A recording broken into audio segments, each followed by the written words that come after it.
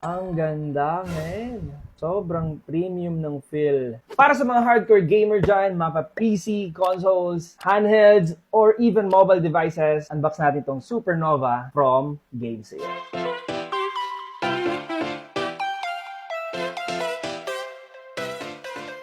So here is our controller. Pero tabi muna natin to. Put that for the main event. Let's look at this. This is what I love about it. Meron na siyang dock.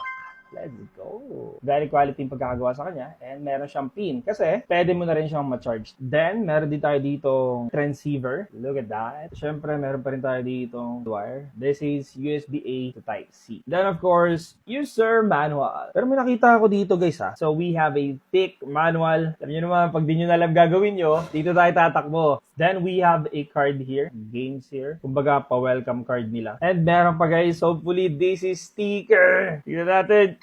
Ooh! Sticker nga, guys. Look at that. But the main event of the night. Tignan nyo, guys. Ito na, ang ating Supernova.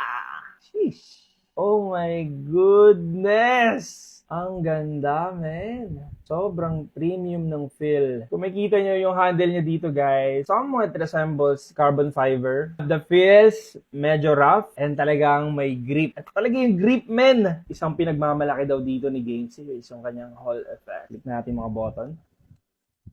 Okay. Good response and good travel. May pa-RGB effect na rin siya, guys. Pagdating naman sa kanyang shoulder trigger, medyo short yung kanyang travel. So, this is actually competitive. Lalo pagdating sa mga shooter genres. Yun yung default niya, guys. Pero, kung titignan nyo dito, meron tayong slider dito kung gusto nyo ng long travel. Yan. And then, good thing, guys, may back button na rin siya. Pwede nyo na rin ito ma-customize kung ano mang function yung gusto nyo. Overall, with the build quality, sobrang solid niya, guys. I'll give it 8 out of 10. Kapag naman nakadock siya, guys, ganito yung kanyang itsura.